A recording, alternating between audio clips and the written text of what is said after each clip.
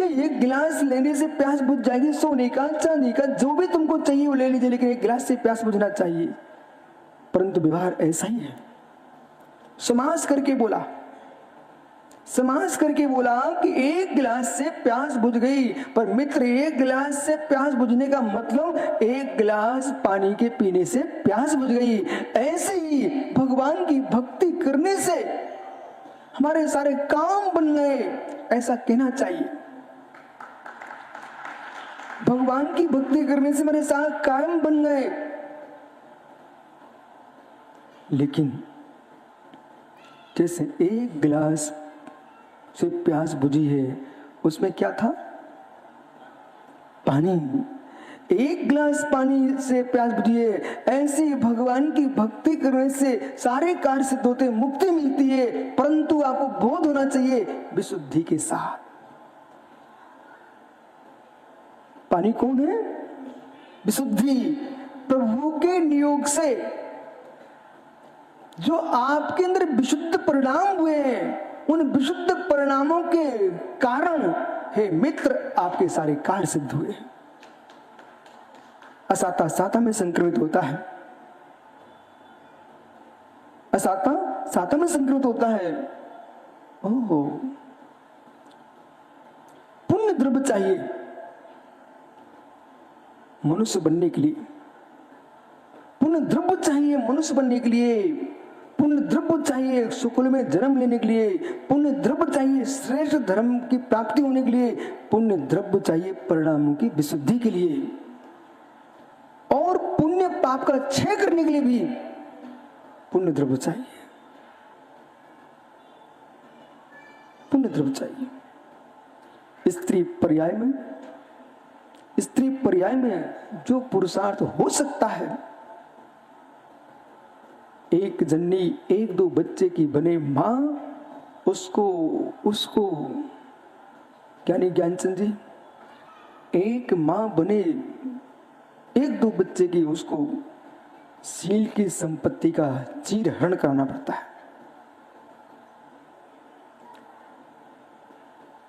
9 कोटि जीवों की हिंसा होती है, तभी जीव एक दो की मां बन पाती है। पर जिसने बिना हत्या के, बिना शील के चीर हरण कराए बिना जगत की जगदम्बा कोई होती है, वो आर का मां होती है। नारी पर्याय का सर्वोत्कृष्ट पद कोई है, वो राज्ञी नहीं है। नारी पर्याय का सर्वोत्कृष्ट पद है, वो राज्ञी नहीं है, महारानी नहीं है, आर्या है। आर्का को आगम में आर्या शब्द का प्रयोग किया है। आर्या है, श्रीमणी है, भिक्षुणी है, इन शब्दों का प्रयोग जनागम में है, श्रीमणी है। इसलिए झांझरी नितिन जैसे विद्वान एक भ्रम निकाल दे अपने मस्तिष्क से, आगम में आर्का को श्राप का शब्द का प्रयोग नहीं है। आगम में आर्का को श्राप का शब्द का प्रयोग नहीं है। गुणस्थान अपेक्षा पंचम गुणस्थान भले हो, पर संयम अपेक्षा वह छुल्लिका नहीं है, उपचार महावृत्ति है। और ये श्री मूलाचार्य जी में एक भी गाथा ऐसी नहीं है जिसमें श्रावक धर्म का व्याख्यान हो। विकास भैया, एक भी गाथा मूलाचार में ऐसी नहीं जिसमें श्रावक धर्म का व्याख्यान हो। श्रावकाचार में श्लोक है जिसमें श्रवण धर्म का व्याख्यान है। ऐसा क्यों? श्रवण धर्म का व्याख्यान श्रावकाचार में है, मूलाचार में श्रावक धर्म का व्याख्यान। ऐसा क्यों? इसलिए श्रवण नीचे नहीं उतरना चाहता। मूलाचार में श्रवण धर्म की व्याख्या के बाद अरहंत सिद्ध पद की व्याख्या है, सिद्धि की व्याख्या है। ये जैन आगम, ये सभी को मालूम होना चाहिए, ये अवतारवादी नहीं है, ये उत्कर्षवादी है। इस बात को जनागम स्वीकार नहीं करता। चले आना गई वीर बनके, महावीर बनके, मुझे नहीं तुम्हारी भक्ति चाहिए जिससे हमारे भगवान को उतरना पड़े। अपनी भक्ति अपने घर में रखो। हमारा भगवान बनने के बाद उतर के नहीं आता है। जो गया सो गया, जो गया सो गया, भगवान उतर के नहीं आएगा।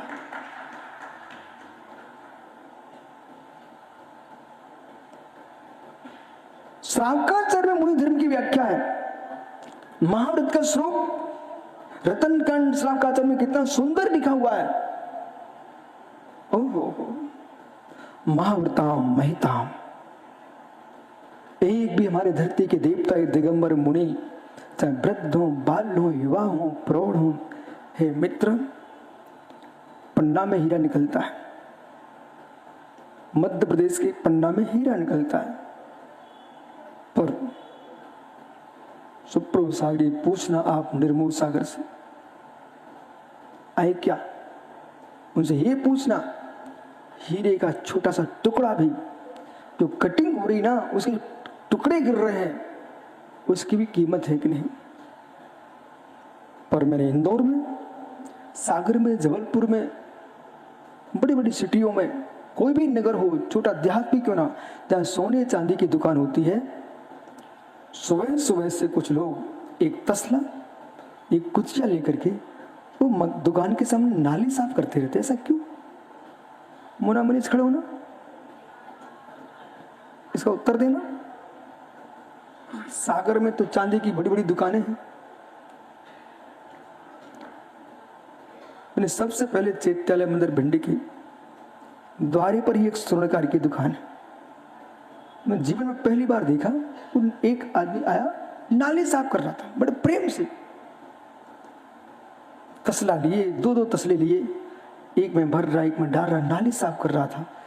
बाद में मैंने मालूम किया, जो नाली साफ करता ना, उस नाली की सफाई को भी उसको पैसे देना पड़ते।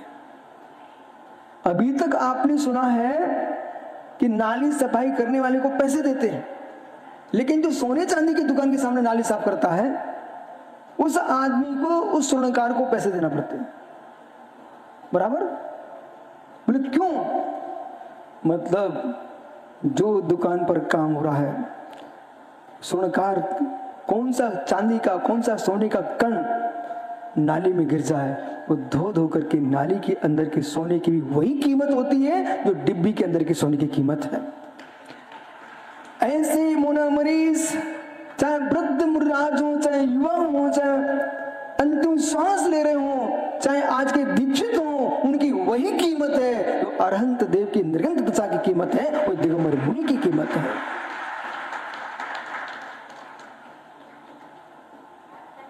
यही कारण है भाइयों, वृद्ध श्रावक श्रावकाएं, छावड़ा जैसे विद्वान, ये सब हे स्वामी नमोस्तु नमोस्तु नमोस्तु पड़गान कर रहे हैं। और कल के दीक्षित हो, चाहे वृद्ध हो, युवा हो, सबके खुर पखार रहे। बुंदेलखंडी में कहत पाए पखार रहे। पंडित पुष्प जी, गुलाब चंद जी, विशेष सागर, आपको याद है जब भी वो आते थे, पंडित गुलाब चंद जी पुष्प जब भी मुनिराजों के पास आते थे, वो कभी एक हाथ से पैर नहीं पड़ते थे। कहते थे महाराज खुरा दिखाओ, मतलब नाखून दिखाओ। और एक वयोवृद्ध विद्वान दोनों हाथों से मुनिराज के पैर पड़ रहा है। बोले भक्ति सुंदर रूपम तपो कीर्ति तपो ने स्तवन कीर्ति तपो ने दिशो। यही ज्ञान का फल है, यही ज्ञान की पहचान है। ज्ञानी वही है जो चारित्रवान के चरणों में झुकता है, और चारित्रवान वही है जो ज्ञानियों को आशीर्वाद देता है।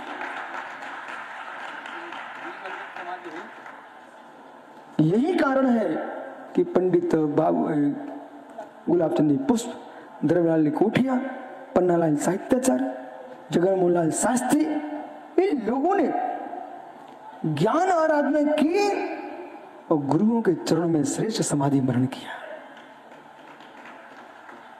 आचार्य विद्यासागर चरणों में बैठ करके अच्छी समाधि की है, अच्छी समाधि की है। इसलिए आगम कह रहा है कि ज्ञानी वही है जो चारित्र को सिर टेकता है, वो चारित्र वही है जो दर्शन और ज्ञान दोनों को सम्मान में रखता है। इसलिए आज माता जियों का गणपत दीक्षा दिवस आप लोगों ने पंचम काल में जन्म लेकर के भी आप ये मत समझना तुम्हारी कोई कीमत नहीं है। जिस दिन एक आर का नहीं होगी उस दिन जैनियों को मूर्ति स्थापित करके दिखाना पड़ेगा म्यूजियम में कि हमारे ऐसी साधवी होती थी। एक मुनि नहीं होंगे तब भी का छावड़ा को अपने मंदिरों में मुनि की मूर्ति बना के स्थापित करके दिखाना पड़ेगा, किसी म्यूजियम में लेके देखे जाना पड़ेगा कि भारत की भूमि पर ऐसे राज होते थे। हे मित्र, जब एक श्रमणी भारत की भूमि पर विचरण करते हैं, न मनुष्य जा रहे हैं, न स्त्री जा रही है, न पुरुष जा रहे हैं, ये जैन दर्शन का प्रतीक जा रहा है।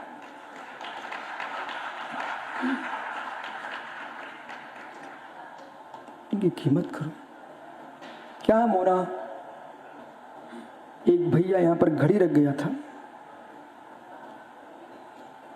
उस घड़ी में हीरे मोती से जड़े हुए थे।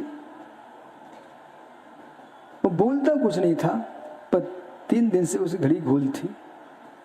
एक भाई आया प्रवचन के बाद, मैंने कहा भाई इसको ले जाओ आप, तो ले जा करके उस राजेश को दे दिया होगा। तो राजेश ने उसको जा तुम्हारा छूटा सामान में रख दिया। अब जिसकी घड़ी थी ना वो बोलता कुछ नहीं था पर प्रतिदिन मेरा चेहरा देखता था। अनुमान प्रमाण से मैं समझ गया कि भाई चेहरा रोज देखता और प्रतिदिन क्या स्वामी नमोस्तु, आपका स्वास्थ्य ठीक है। मैं समझ गया इसके मन का स्वास्थ्य ठीक नहीं है। फिर राजेश दिखे और भाई कल शाम को परसों फिर दिखा। मैंने यूं कहा ये आपकी घड़ी मिल गई? बोले महाराज जी कोई टेंशन नहीं है, पर वो 55,000 की थी। इसी बीच में राजेश निकले, बोले मेरे पास है।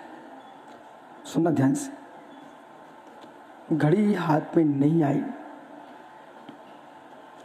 सुनाई पड़ रहा है क्या सबको?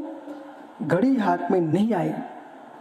ओहो, गुमी घड़ी का परिचय मात्र सुनते ही जिसकी घड़ी थी उसको आनंद आ गया।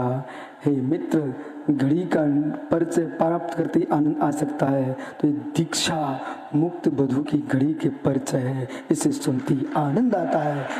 ओहो,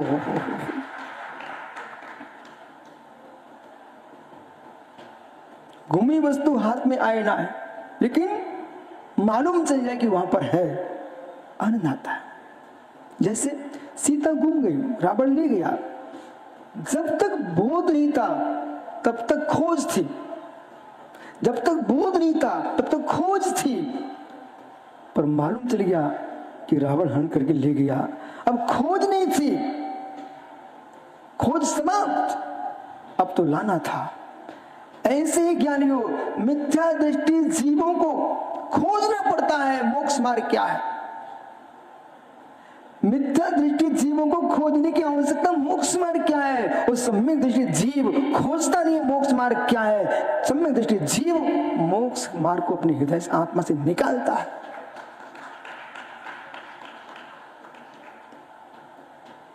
रोटी खा ली क्या?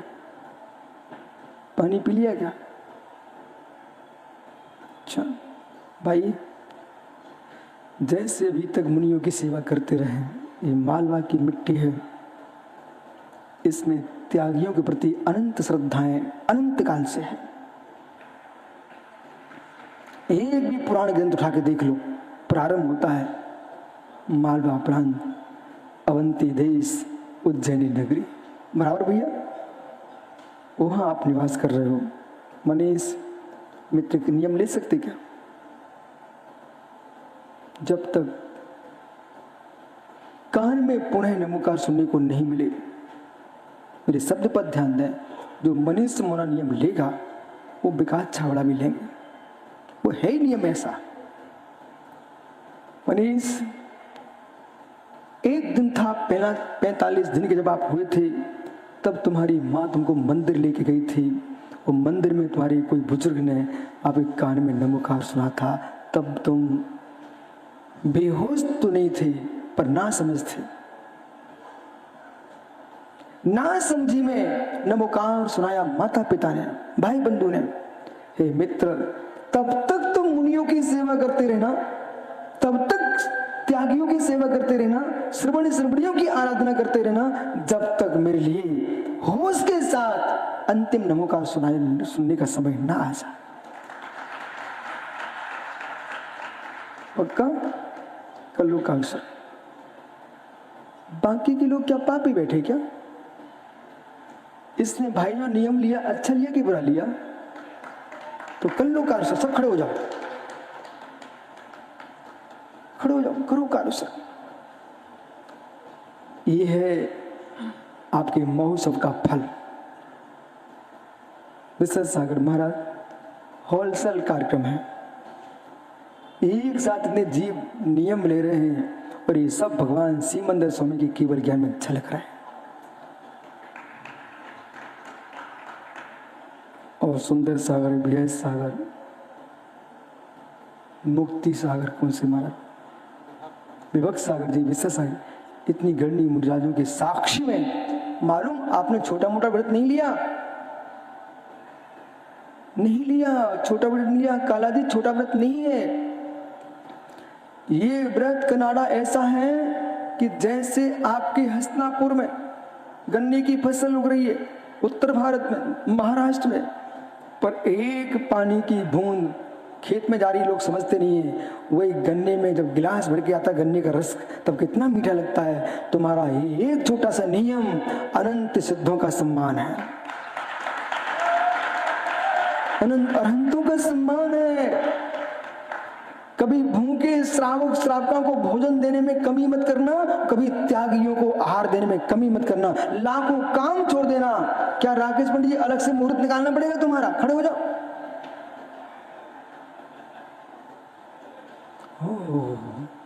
जो नियम होना का है, वो जो अपने आप को वर्तमान में श्रावक श्रावका मानते हैं, वे सब इस नियम से युक्त हैं। बहनें भी खड़े नहीं हो ना, बैठ के काउंसर कर लो। कोई भी माता जी, कोई भी महाराज जी होंगे, उस समय हम संग नहीं देखेंगे, उस समय हम श्रवण धर्म देखेंगे। ये श्रवण धर्म है।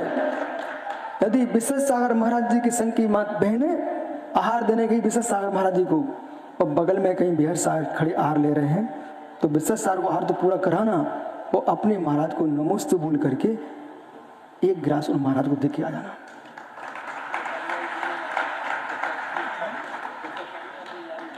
मतलब मैं उदाहरण दे रहा हूं। बिहार सागर की बहन कोई विश्वसागर को आहार देने गई, तो उसका कर्तव्य विश्वसागर को आहार देना, पर उनको नमोस्तु निवेदित करके अपने गुरु को नमोस्तु जरूर करना, और कहना बगल में महाराज जी हैं, एक गिलास दे लो। आप विश्वास मानना, जो महाराज ने जितने मिनट तक आहार लिया है उसमें कोई स्वाद नहीं था जो आपके एक गिलास में स्वाद है।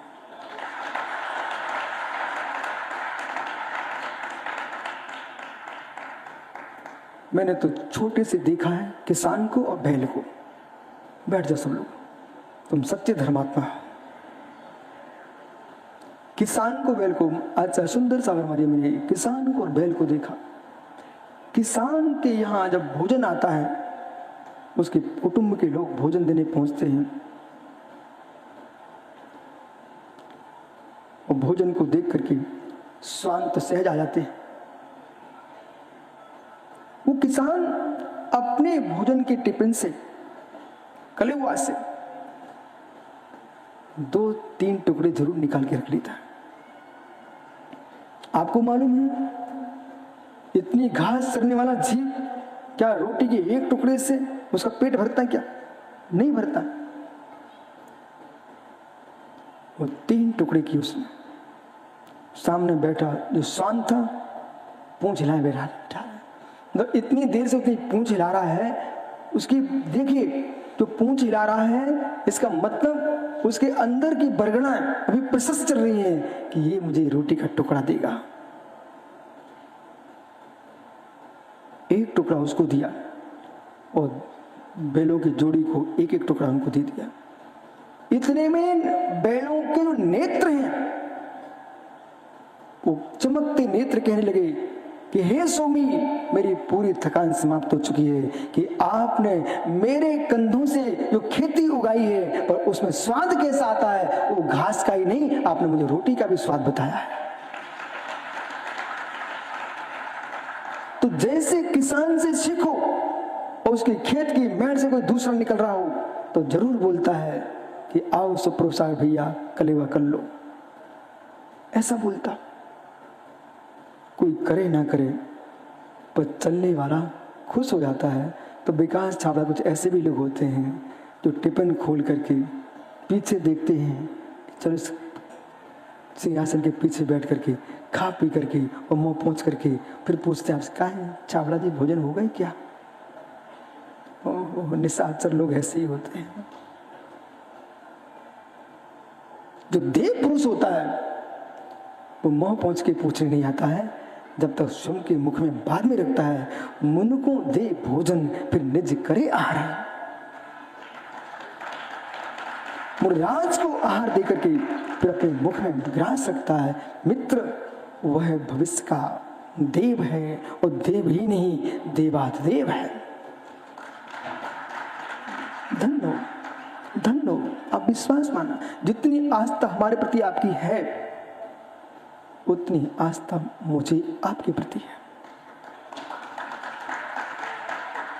कैसे कितनी विलंब हो जाए, रोड तप रही है, धूप है, आप इंतजार ही कर रहे हो, ओहो कब पधारेंगे मेरे भगवान। इन भव्य श्रावकों को देकर के सुब्रत सागर आहार लेते ही लेते इनका हार चुका के आना, मुस्कुराहट के साथ प्रसन्न दृष्टि से भव्य श्रावक को अच्छे से देख लिया। उसे महसूस होना चाहिए कि मेरे आहार से गुरुदेव प्रसन्न हैं और प्रसन्न होकर के भगवान बनने की विद्या प्रारंभ करेंगे। एक जीव वैज्ञानिक भोजन करके चला जाता है, खो जाता है, खोज में खो जाता है। ऐसे भी तरह के वैज्ञानिक हमारे बैठे हुए हैं। विश्वास मानिए भाई, तुम्हारा ग्रास व्यर्थ नहीं जाएगा, तुम्हारा ग्रास व्यर्थ नहीं। सुंदर सा महाराज जी जब माता जी के प्रवचन सुने, महाराजों के प्रवचन सुने, तब लगा उसमें जरूर लगता था गुरु जी समझाते हैं, डांटते, खड़ा कर देते हैं। कभी ऐसे भी लोग होंगे जो कान पकड़े खड़ा कराया होगा, लेकिन नींबू के रस में नींबू भरा रहे हैं, इसके बाद क्या होगा? नहीं, निकालो ही मत। मैंने नींबू के वृक्षों को, नींबू की खेती भी देखी अच्छे से। जो वृक्ष पे लगा था उसको टपक नहीं पड़ता है, सूखता भी नहीं डाली पर, वो टपकता है। टपकने के बाद किसी ने नहीं उठाया तो वही रंग बदलते बदलते सड़ करके समाप्त हो जाता। सत्य सत्य। नींबू का फल यदि किसी भव्य श्रावक के हाथ में लग जाए और निचोड़ करके शिकंजी बना देता है, मित्र वही नींबू के गिलास की कीमत, कनाडा, एक शिकंजी का गिलास की कीमत कितनी है? ओहो, उसमें पूरा नींबू नहीं निचोड़ा, एक दो बूंद, और एक गिलास की कीमत 25 रुपए। हे नींबू, तुम सड़ जाता, क्या तेरी कीमत? पर उस जीव ने निकाल के निचोड़ दिया पानी में, तेरी 25 रुपए एक बूंद की कीमत हो गई। ऐसे अहो ज्ञानी हो, चाहे विशुद्ध सागर हो, चाहे सुंदर सागर, बेहद सागर, विशेष सागर, चित्ती माता जी, महाराज जी, इनकी क्या कीमत? घर में पड़े होते सड़ जाते बेवासनाओं में, लेकिन गुरु ने ऐसा निचोड़ दिया, तुम्हारी कीमत लाखों करोड़ों की। कोई अनर्घ, अब आपको व्यक्ति अनर्घ प्राप्त है, अर्घम प्राप्ति बोलता है, अनर्घ बाण बना दिया। इसलिए सुब्रत सर को कभी नहीं सोचना चाहिए क्या गुरुजी हमारा ध्यान ही नहीं रखते हैं, ध्यान ही नहीं रखते हैं। हे मित्र, ये सोचो ही मत ध्यान नहीं रखते हैं। हर साधु का ध्यान गुरु ने रखा है। ध्यान न रखा होता तो लोग सिर पर कैसे पहुंच गए। सबका ध्यान रखा, उनने भी बहुत मेहनत की आप इस कार्यक्रम में। तुम्हारे सुप्रभु सागर ने अनेक प्रकार के पत्र पत्रिकाओं से इतिहास बना के रखे, सब अपने अपने हिसाब से सब लगे हुए हैं। गोवर्धन सागर जी आपके, विश्व नायक जी, कितनी चिंता रखते विश्व सागर इनको।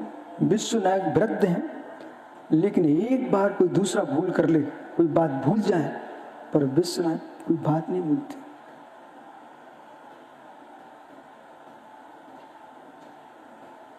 इसलिए नीति कहती है कितनी तुम श्रेष्ठ हो, एक वृद्ध को अपने साथ जरूर रखना चाहिए। कभी इच्छा बड़ा, श्रुत का अभ्यास अपना स्थान है और वृद्धों की अनुभूति और ज्ञान अपना स्थान। जिस घर में, जिस नगर में, जिस संस्था में वृद्ध लोग नहीं है, मित्र वहां विकास न्यून है। तन की वृद्धि नहीं, ज्ञान वृद्धि भी चाहिए। इसलिए एक नींबू का क्या परिमाण हुआ? कनाडा 25 रुपए, 25 रुपए।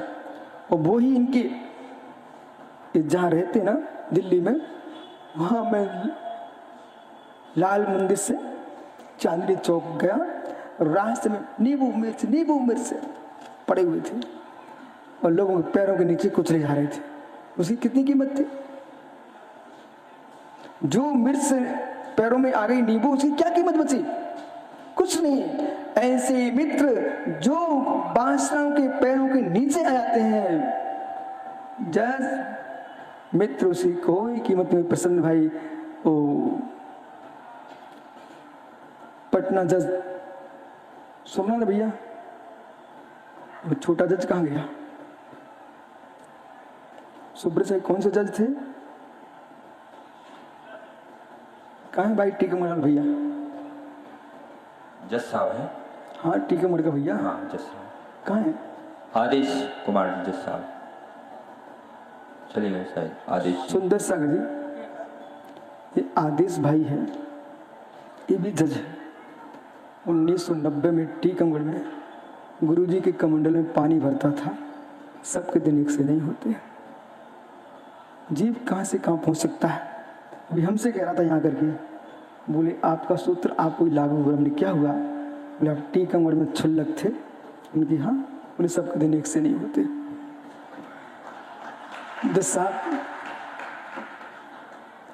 हर व्यक्ति के जीवन में घटनाएं घटती हैं और पुरुषार्थ करके पुरुष इसमें आश्चर्य करना बंद कर दो, सारे आश्चर्य समाप्त। विशाल बट वृक्ष को देखो, उसका बीज फूंक दो उड़ जाए, ऐसे होता ना, मत देखो। इसका परिमाण ऐसा ही है। इसमें आश्चर्य क्या? हर वस्तु ऊपर जाने के पहले नीचे होती है। बैठो भैया, अशोक भाई है क्या? हर वस्तु ऊपर जाने के पहले नीचे होती है। इसलिए आचार्य भगवान यहां पर कह रहे हैं, समंतबद्ध स्वामी, संसार में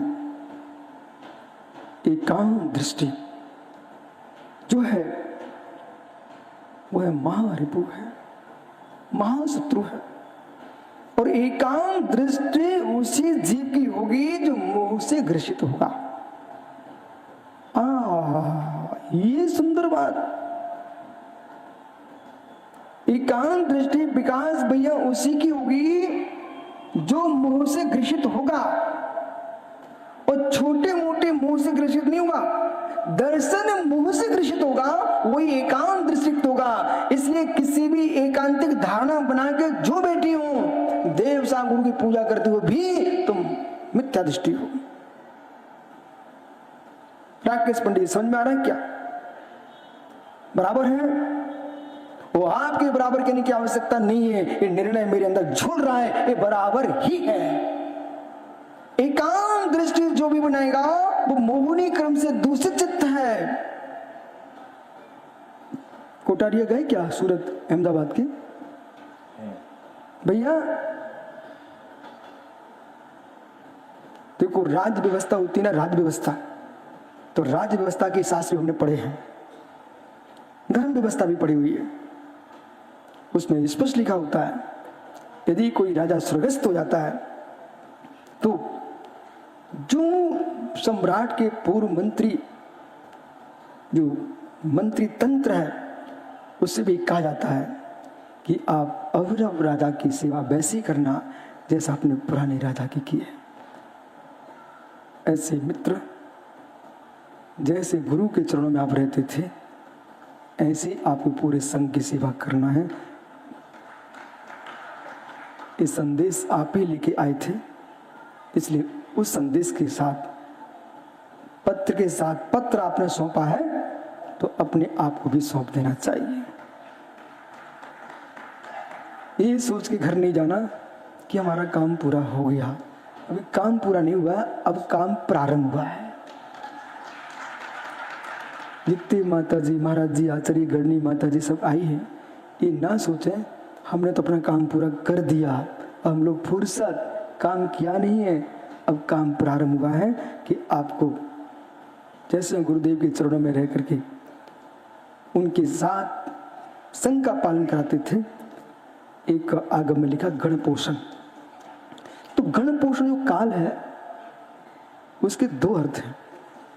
गण में रह करके गण का अनुशासन का पालन करना और गण के सहयोगी बनना, ये भी गण पोषण है। इसलिए विशाल सागर जी भैया अपने शिष्यों से भी कहते हैं, विशाल सागर जी से, ये तो मानने पड़ा तुम्हारा सच्चा शिष्य है। 21 साल हो गए, 21 साल हो गए। तो भाई है क्या? हाँ, ऐसे ही भजन गाते रहना अपने गुरु के चरणों में, ठीक है? कभी जाने का मन मत करना। भरत सागर महाराज का इतिहास दोहराना। आचार्य भरत सागर महाराज जी विमल सागर महाराज जी की अंतिम समाधि तक साथ में रहे।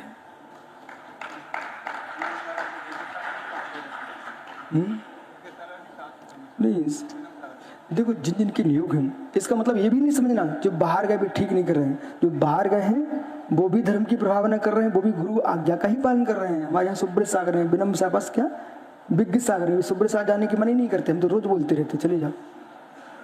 तो जो बाहर गए हैं बेधर्म की प्रभावना कर रहे हैं। यदि बाहर आचार्य न भेजते तो आप इतनी आचार्य कैसे बनते? तो अपन को एक दृष्टि बनाना है। एक चिड़िया, कोटारी जी, एक चिड़िया वो उड़ती रहती है, उसके अंडे जो देती ना वो कोई घोंसले में नहीं देती। एक टटही नाम का पक्षी होता है, 2 या 3 अंडे देता है या 4 देगा ज्यादा, लेकिन उसमें ज्योतिष है। इसी ग्रीष्म काल में टटही खुले मैदान में अंडे देता है। सिटी में है तो खुले छत पर देता है, और नहीं तो खेत के बीचों बीच में देता है। और जहाँ नदी होगी तो सूखी नदी में देगा, लेकिन मैदान में देता है। वो मैदान में देता है मालूम, चारों तरफ घूमता रहता है, सब जगह घूमता है, पर दृष्टि उसकी अपने अंडों पर होती है। आकाश में उड़ेगा तो वहीं मंडराता रहता है। ऐसे गुरु अपने चेलों को कहीं भी छोड़ दें, उनकी दृष्टि अपने अंडों पर ही होती है।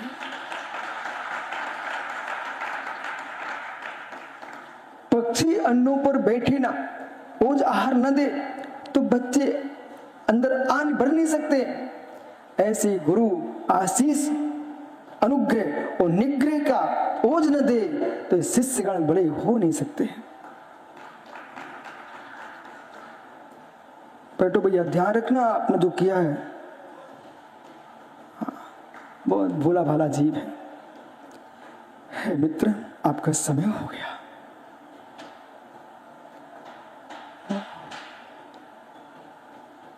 आज कितनी शांति मंडप में,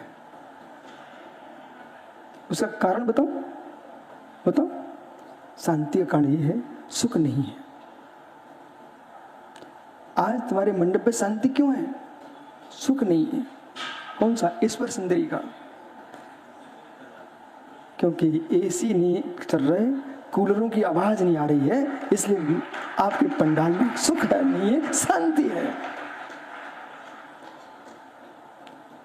शुद्ध प्रवचन का स्वाद लेना चाहते हो, मंडप कितना ही विशाल हो, संख्या लाखों की हो, पर मात्र एक प्रवचनकार की आवाज हो, शेष कोई आवाज न हो, तो वो आवाज मेरे अंदर में प्रवेश कर जाए। अभी मैं प्रवचन कर रहा था ना, तो मुझे स्वयं समझ में नहीं आ रहा था मैं बोल क्या रहा हूँ। बोले क्यों? इतनी आवाज आती थी तो सोचता था इनको सुनाई पड़ रहा है कि नहीं, पूछना पड़ता था। पर आज मुझे बड़ा आनंद आ रहा। बोले क्यों? कि किसी भाग्यवान ने पंखे कूलर बंद कर दिए, बड़ा पुण्यात्मा जीव होगा। मतलब आप लोगों से कहीं से भी ताली बजवा लो है। आओ, एकांत दृष्टि, एकांत दृष्टि। इसलिए राकेश पंडित जी, आपका पुण्य का उदय आ गया, मरने के पहले तुम्हारे एकांत का मरण हो गया। वे महापुण्यात्मा जीव हैं जिनके प्राण का अंत होने के पूर्व अपने एकांत का अंत कर दिया। वे महाअभागे जीव हैं, मृत्यु की अंतिम श्वास तक एकांत गृह रखते सु ना सुपर वैरसु। महाराज जी, कुछ ना कर्म परलोकस ना कुछ एकांत गृह रखते सु ना सुपर वैरसु। पर ये परम सत्य है, ललक है तो झलक है। बोलना जरा, ललक है तो झलक है। आप में ललक थी तो आज भी तुम्हारी झलक दिख रही है। यहां पर मंडप में कौन बैठे? अब वे ही बैठे हैं जिसकी ललक है सो झलक है। मित्र, आगम ग्रंथों के लिए बहुपुण्यात्मा महापुण्यात्मा जी, जिसको जनवाणी सुनने का रस लग जाए, स्वाध्याय करने का विसन लग जाए। श्वेत सागर महाभाग्यवान जी, महापुण्यात्मा जी, जिसको स्वाध्याय की ललक लग जाए। ओ ये भी महापुण्य, स्वाध्याय करने के साथ साथ जिसको प्रवचन करने का अवसर मिले, वो महापुण्यात्मा जी। पानी कुएं में भरा है, कोई निकालने वाला नहीं, सड़ जाएगा। ऐसे ज्ञानी तुम बन भी गए, तुम्हारे कोई उपदेश सुनने के लिए नहीं आ रहा है तो तुम्हारा ज्ञान किस काम का? वो दूसरी बात यह है, पानी स्वच्छ हो परंतु घाट अच्छा होना चाहिए, रस्सी भी अच्छी होना चाहिए और गिर्री भी अच्छी होना चाहिए, जिससे पानी अच्छे से निकल सके। इसलिए ज्ञानियों, सभी लोग जिन जिन को प्रवचन करना है वे खटाई कम खाओ। जिन जिन को प्रवचन करना है गरिष्ठ कम खाओ। जैसे माँ शिशु की रक्षा करती है, ऐसे सभी प्रवचनकार अपने कंठ की रक्षा करें। क्यों सुब्रत साहब, एक संगीत का कितना पैसा ले जाता है? बाप रे। और बड़ा संगीतकार 11 लाख। देखो भैया, किसके बल पर? अपने जज साहब